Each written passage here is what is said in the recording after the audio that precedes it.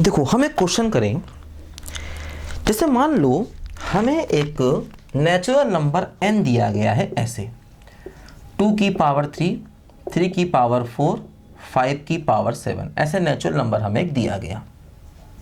ठीक, मतलब देखो ये क्या है 2, 3, 5, एक्चुअली ये प्राइम नंबर्स होते हैं। 2, 3, 5 क्या होते हैं बोलो, प्राइम नंबर्स। तो हमने क्या किया, अपने नेचुरल नंबर्स को प्राइम की पावर्स में लिखा। जैसे हो सकता है नंबर ऐसे ना दिया जाए, मान लो नंबर ऐसे दिया जाए, मान लो आपको नंबर दिया जाए 2400। अब इसे आप प्राइम की पावर में लिख सकते हो कैसे, 2 से डिवाइड करो 1200, फिर 2 से डिवाइड करो क्या होगा बोलो 600, फिर 2 से डिवाइड करो तो क्या होगा 300, फिर 2 से डिवाइड करो तो 150, अब 3 से डिवाइड करो तो फिर 50, 2 से डिवाइड किया फिर 75, है ना, 3 से डिवाइड किया 25, 5 से डिवाइड किया 5, देखो ऐसे। इसका मतलब 2400 को आप लिख सकते हो। देखो 2 कितनी बार आया, 1, 2, 3, 4 और 5, तो 2 की पावर 5, है ना। देखो कितना आया 2 की पावर 5। 3 कितनी बार आया, देखो 2 टाइम्स आया तो 3 की पावर 2, और देखो 5 कितनी बार आया, 2 टाइम्स आया तो 5 की पावर 2। तो देखो 2400 मान लो जैसे नंबर ऐसे दिया जाए या ऐसे दिया जाए, अगर ऐसे दिया जाएगा तो ऐसे लिख लोगे, इसको प्राइम की पावर्स में नंबर को लिखना है ना। तो नंबर को हम, अब ये तरीका होता है कि हम किसी भी नंबर को प्राइम की पावर्स में लिख सकते हैं। पहले 2 से डिवाइड, फिर 2 से डिवाइड हो गया, फिर 3 से डिवाइड, है ना, 3 से डिवाइड हो गया, है ना। इस तरह से हम आगे इसको देखो कर सकते। एक सेकेंड, 3 से डिवाइड किया तो 50 आया, 2 से डिवाइड किया सॉरी तो 25 आया, 25, है ना। फिर 5 से डिवाइड किया तो 5 आया, फिर 1 आया, ऐसे, है ना, ऐसे हुआ। ठीक है, 2 से डिवाइड किया 1200, 600, 300, 2 से डिवाइड किया 150, 3 से डिवाइड किया 50, 2 से डिवाइड किया 25। हाँ, तो ये क्या हुआ बोलो, 1, 2, 3, 4, 5, तो 2 की पावर 5, 3 की पावर 1 और 5 की पावर 2। देखो 2400 को हम ऐसे लिख सकते हैं। तो अगर कोई नंबर हमें दिया जाए जो प्राइम की पावर्स में है तो ठीक है, और अगर प्राइम की पावर में नहीं है तो उसे हम प्राइम की पावर में लिख सकते हैं। ध्यान दो, अब देखो क्या हुआ, जैसे हमने प्राइम की पावर में लिखा, अब हमसे कहा जाए कि इसके ऑल पॉसिबल, है ना, नंबर ऑफ फैक्टर्स बताइए। मतलब इसके सारे पॉसिबल फैक्टर्स बताइए, सारे पॉसिबल फैक्टर। देखो क्या होता है, जैसे अब फैक्टर्स कैसे निकालते हैं, देखो जैसे हम एक 2 ले लें और एक 3 ले लें तो वो इसका फैक्टर होगा। मान लो हम एक 3 ले लें, एक 5 ले लें, वो इसका एक फैक्टर होगा।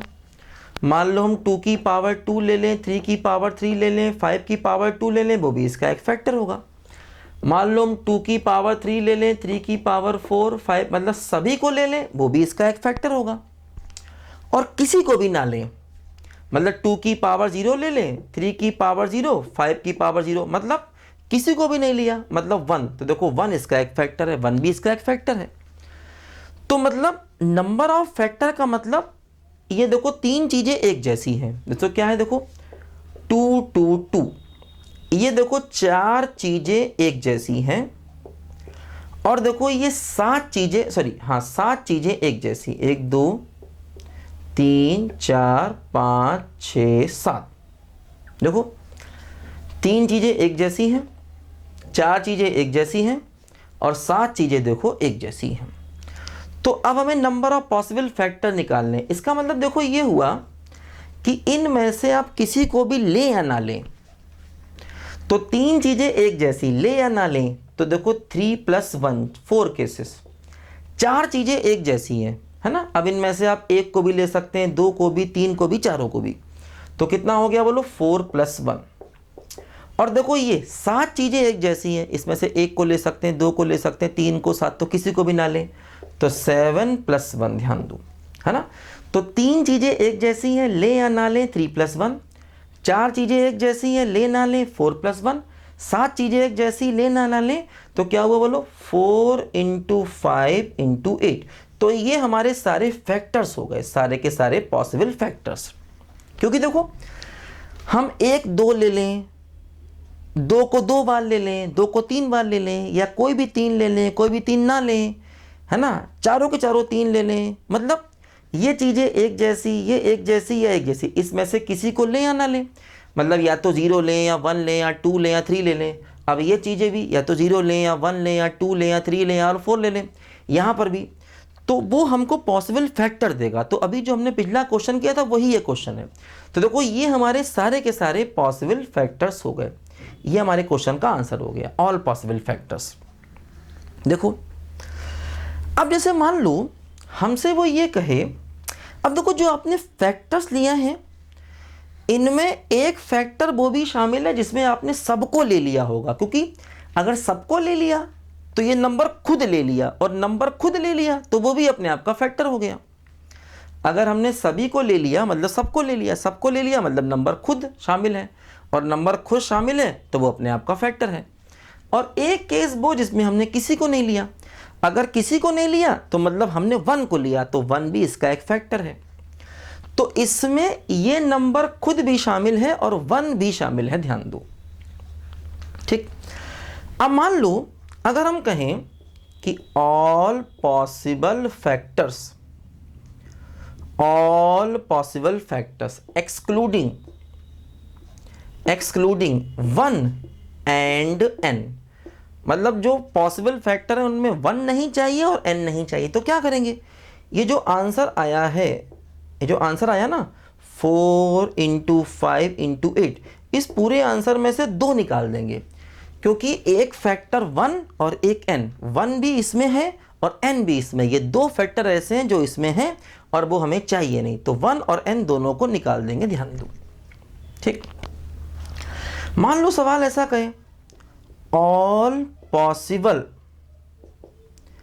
इवन फैक्टर्स, मान लो कहे कि हमें इवन फैक्टर्स चाहिए, तो इवन फैक्टर का मतलब अब 2 कम से कम एक बार आए, तो 2 कम से कम एक बार आए तो इसके करस्पॉन्डिंग हो गया 3, और 3 वाला क्या हो गया बोलो 4 + 1, और देखो ये वाला क्या हो गया 7 + 1, ऑल पॉसिबल इवन फैक्टर्स। तो इवन फैक्टर का मतलब ये हो गया कि 2 कम से कम एक बार लेना है, तो 2 को एक बार लें या 2 बार लें या 3 बार लें, 3 केसेस, 3 के करस्पॉन्डिंग 5 केसेस, और 5 के करस्पॉन्डिंग देखो ये 8 केसेस, तो ऑल पॉसिबल इवन फैक्टर्स, है ना। इवन फैक्टर का मतलब 2 या तो एक बार आए या 2 बार आए या 2 3 बार आए, तो ऑल पॉसिबल देखो ये इवन फैक्टर्स हमारे बन गए, ध्यान दो।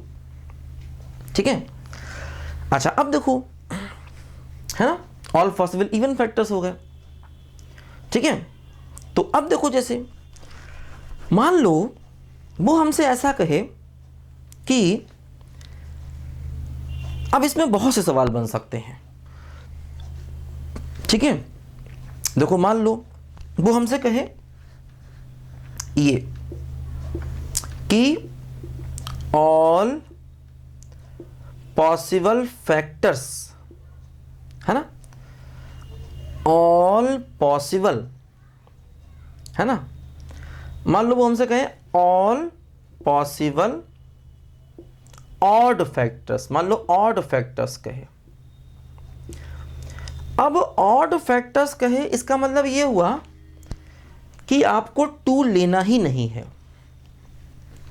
कोई भी 2 नहीं चाहिए, इनमें से किसी को लो या ना लो, ये सब देखो ऑड नंबर है, जब ऑड नंबर मल्टीप्लाई होंगे तो आंसर ऑड ही आएगा, तो सारे के सारे ऑड पॉसिबल फैक्टर चाहिए, तो इसका मतलब 2 एक बार भी नहीं आना चाहिए, तो 2 के करस्पॉन्डिंग 1 और 3 के करस्पॉन्डिंग 4 + 1 और 5 के करस्पॉन्डिंग 7 + 1, कोई दिक्कत नहीं है, तो 5 × 8, है ना, क्योंकि हमें कोई भी 2 नहीं चाहिए, तो 2 के करस्पॉन्डिंग हम 1 को लेंगे, 1 को, कोई भी 2 नहीं चाहिए, और 3 के करस्पॉन्डिंग 4 + 1 और 5 के करस्पॉन्डिंग क्या हो गया बोलो 7 + 1, तो ये हमारा आंसर कितना हो गया बोलो 40, ऑल पॉसिबल ऑड फैक्टर्स, है ना। ठीक है, देखो जैसे ये आंसर क्या था, ये था 3 × 5 × 8, 120 आंसर था, और ये आंसर क्या था 160 आंसर था। ठीक, तो ये टोटल पॉसिबल फैक्टर थे, उसमें से इवन फैक्टर को निकाल दोगे तब भी ऑड फैक्टर्स आ जाएंगे जो चाहिए थे। ऐसा भी कर सकते हैं, टोटल पॉसिबल फैक्टर्स में से इवन फैक्टर 120 निकाल दोगे तो अपने आप ही ऑड पॉसिबल फैक्टर आ जाएंगे। ध्यान दो। ठीक, देखो अब जैसे मान लो वो हमसे क्वेश्चन ये कहे कि ऐसे फैक्टर्स चाहिए, है ना, जो 10 से डिवाइड हो। ऑल फैक्टर्स डिविजिबल बाय 10, ऐसे फैक्टर चाहिए जो 10 से डिवाइड हो। अब देखो ऐसे फैक्टर चाहिए जो 10 से डिवाइड हो, मतलब कम से कम 2 को एक बार और 5 को एक बार आना चाहिए। जैसे मान लो 2 इंटू 5 ले लिया, या 2 स्क्वायर इंटू 5 ले लिया, या 2 इंटू 5 स्क्वायर ले लिया, या 2 क्यूब इंटू 5 स्क्वायर ले लिया, तो जितने भी फैक्टर देखो दिख रहे हैं ये सब 10 से डिवाइड होंगे। ध्यान देना। तो हमें 10 से डिवाइड होने वाले फैक्टर्स चाहिए। तो इसका मतलब देखो ये हुआ कि जो 2 है ये कम से कम एक लेना है, तो इसके करस्पॉन्डिंग 3, 2 के करस्पॉन्डिंग जो 3 + 1 करते थे ना, अब वो 2 कम से कम एक चाहिए ही चाहिए, तो 3 लो या ना लो फर्क नहीं पड़ेगा, 4 + 1 ये 7 चीजें हैं, इनमें कम से कम एक चाहिए तो 7। तो क्या हुआ 3 इंटू 5 इंटू 7, ये हमारे क्वेश्चन का आंसर हो गया।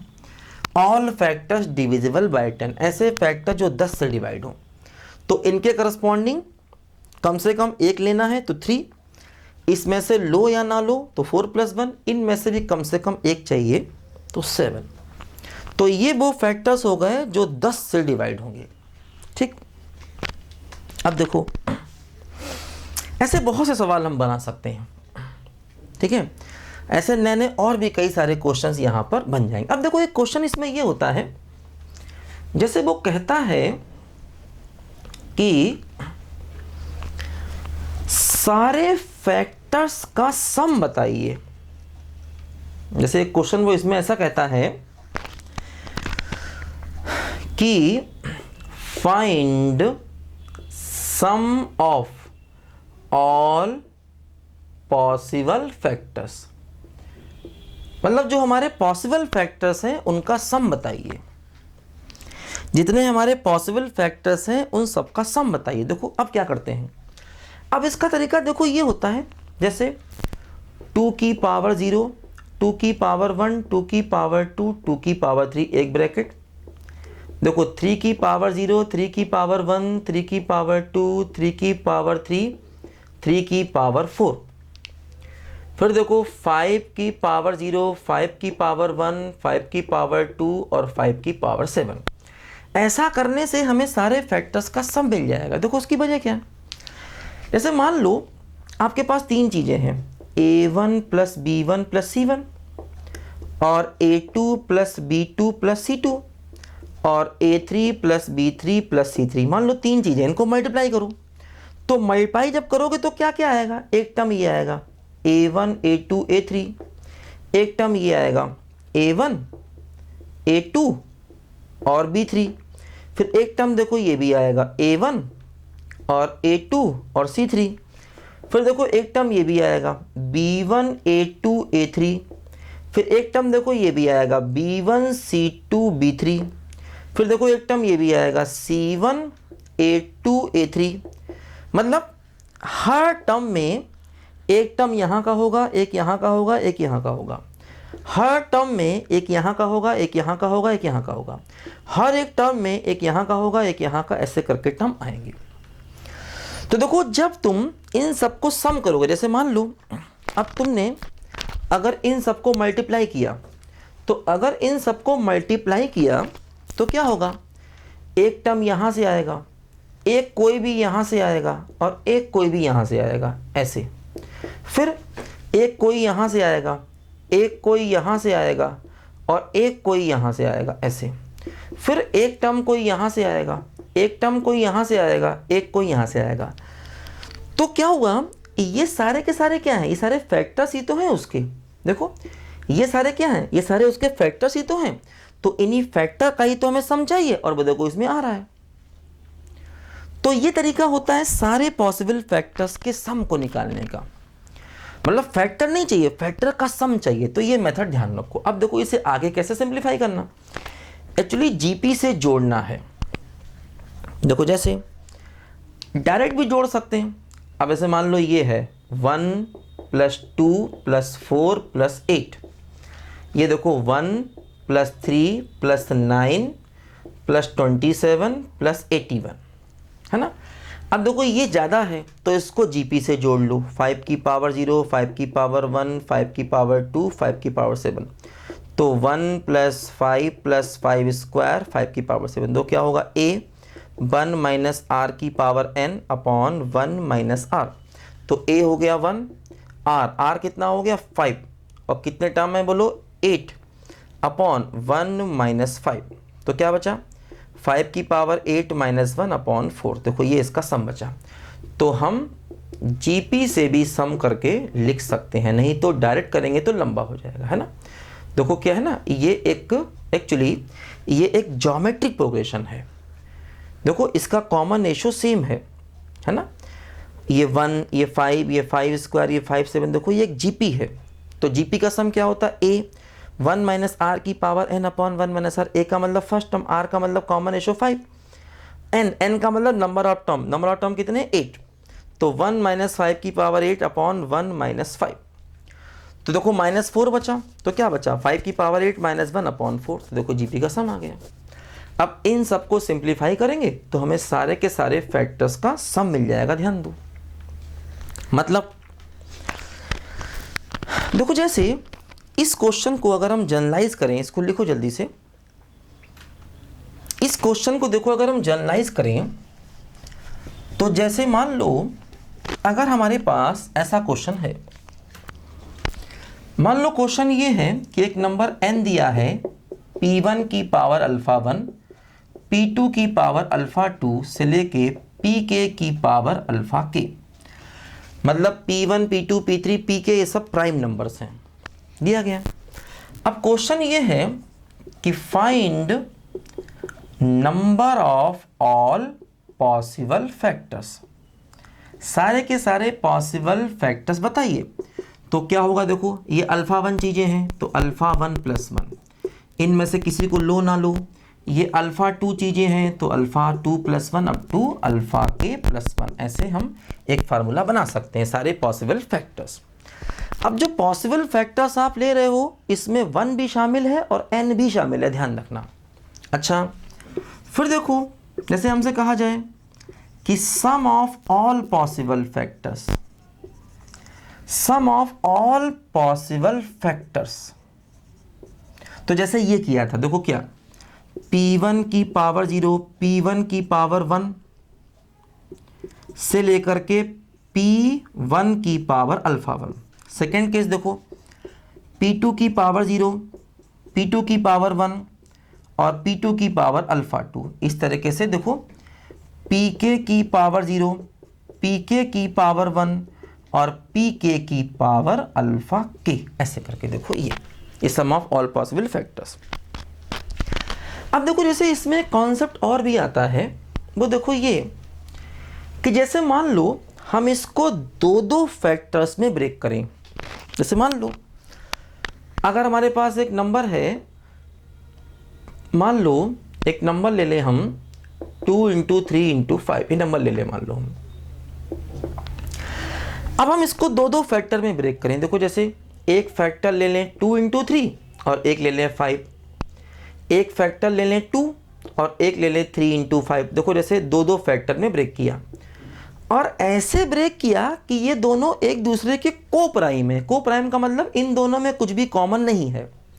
देखो जैसे n को दो फैक्टर में तोड़ा, एक फैक्टर 6 एक 5, लेकिन ये दोनों फैक्टर एक दूसरे के को प्राइम है, मतलब इन दोनों में कुछ भी कॉमन नहीं है।